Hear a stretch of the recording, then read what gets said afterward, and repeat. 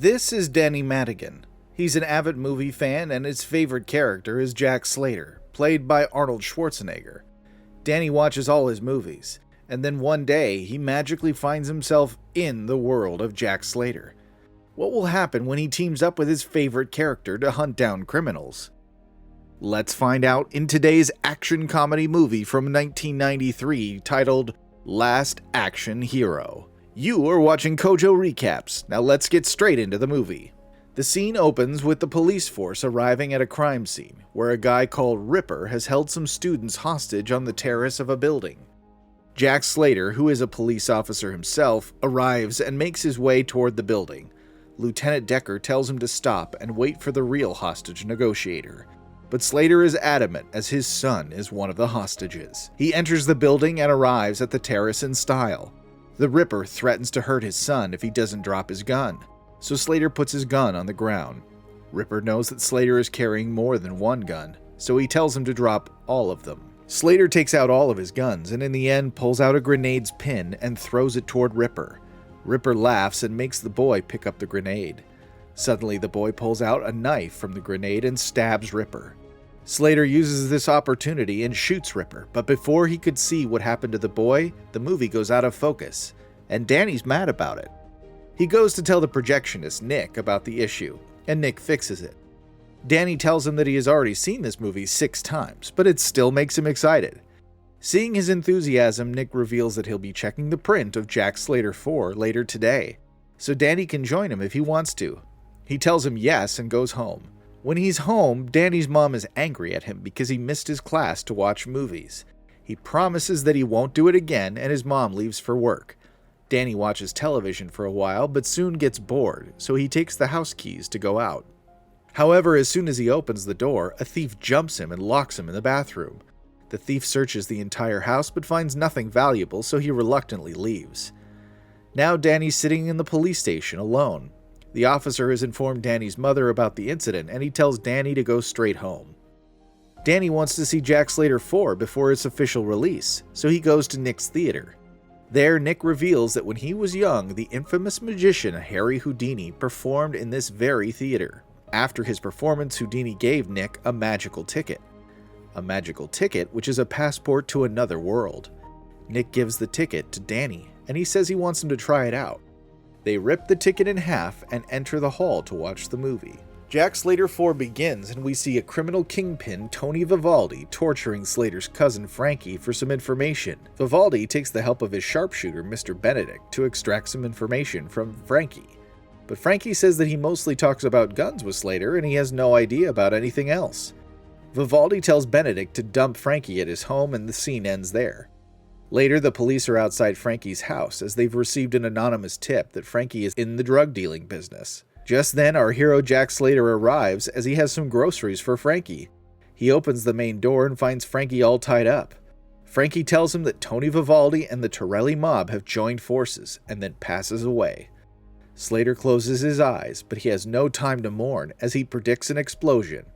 He runs out with the police officers and the explosion causes the house to evaporate. All of them, of course, survive the blast, but a bunch of the mob shows up to kill Slater. He immediately gets in his car and attempts to run away while the mob shoots at him. Suddenly, we notice that Danny's magical ticket is glowing. He gets scared and attempts to run away, but magically gets teleported into Slater's car. Slater asks, "How did Danny get here?" and he has no answer for it. He tells him to stay flat and don't move while he outruns the thugs. After some intense chasing and reckless driving, Slater manages to get rid of the thugs. Danny is still surprised that Houdini's ticket worked and he's in the movie world. Now the duo reaches the main building of the LAPD and Lieutenant Decker is furious at Slater for damaging public property.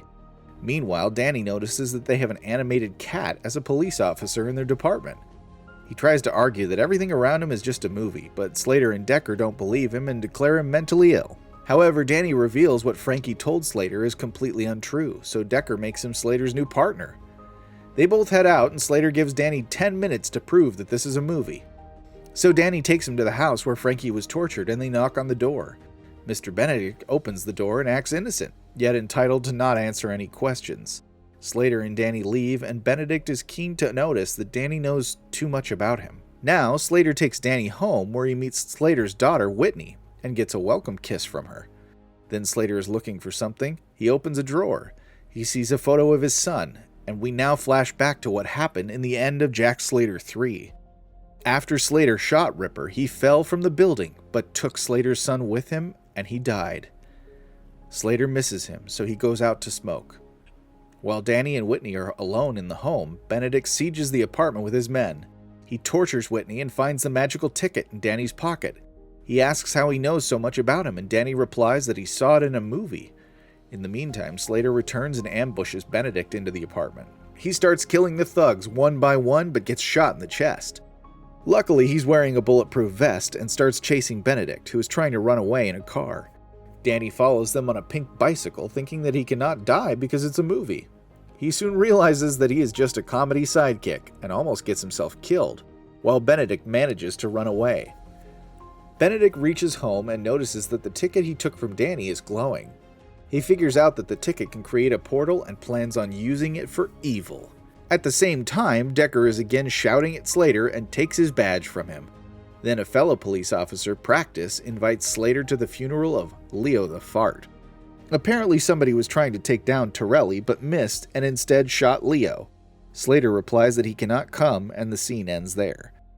Later, Danny tells him what he heard Benedict say about Leo's funeral. Slater immediately realizes that Benedict plans on killing the entire Torelli mob by stuffing Leo the Fart with chemical explosives. This way, Vivaldi can rule the whole town. Slater and Danny arrive when the funeral is being held, and Slater tells Practice about Vivaldi's plan. Turns out Practice already knows everything, and he's helping Vivaldi. He points his gun towards Slater and starts explaining their entire plan. This gives Danny enough time to ambush him, and he laughs at him for making the classic movie mistake. However, Vivaldi and Benedict arrive just in time, so Slater and Danny are once again in cuffs.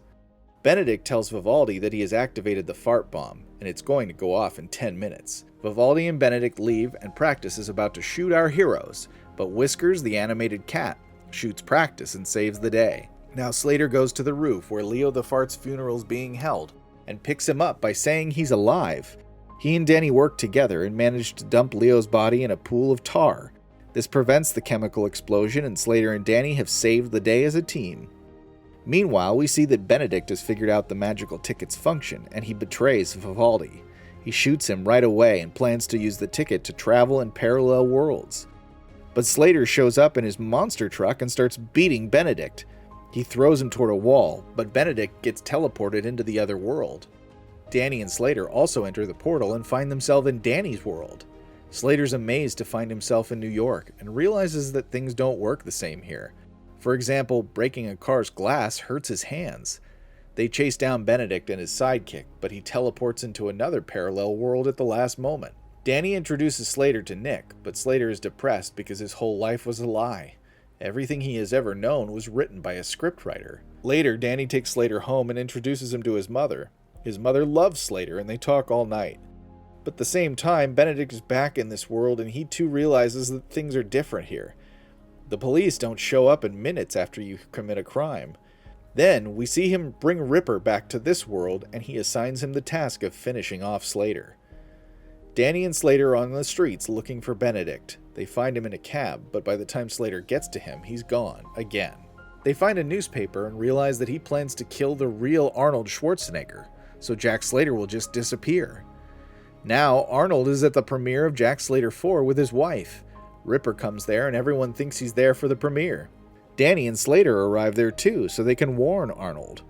Danny sees that Benedict has brought back Ripper, so he warns Slater and manages to save Arnold at the last second. However, Ripper kidnaps Danny and takes him to the roof, just like the ending of Jack Slater 3. Slater soon arrives, but this time, Ripper doesn't play any games, and straight away throws Danny off the building. This fills Slater with rage, and he kills Ripper by giving him an electric shock. Luckily, he's able to hear Danny scream as he survived the fall clinging to a street lamp. Slater drops down to save Danny and throws him onto a roof. Before they can reunite, Benedict comes through and starts shooting at them. He says that he'll bring all the villains into this world. He's already talked to the likes of Hitler, Death, King Kong, and many more. Benedict shoots Slater in the chest and breaks Danny's arm, because in this world, bad guys win. He moves toward Slater to finish him off, but Danny gathers all his strength and kicks Benedict. He then passes the gun to Slater. Slater kills Benedict in an instant. Unfortunately, this causes the ticket in his hands to fall off, and Death is brought into this world. Everyone is frightened seeing Death and starts running away. Doctors are unable to help Slater. Danny suggests that they need to get Slater back into his movie world. He drives the ambulance to Nick's theater and tries to send him back, but it doesn't work. On top of that, Death comes here too. However, Death is not there for anyone and reveals that Danny would die a grandfather. Danny asks him for help, and he advises him to use the second half of the ticket. His advice works, and Danny uses the second half of the ticket to send Slater back to his world. The two say their final goodbyes, but Danny doesn't want to leave his favorite action hero. Slater insists that he's going nowhere, and Danny returns to his world. The doctor checks Slater's wound and declares it a minor flesh wound. Slater stands up and gets back to work. That was The Last Action Hero. Would it be cool if one of your favorite movie characters came to life? Who would you like to see come to life? Tell us in the comments below. Until next time, dear viewer.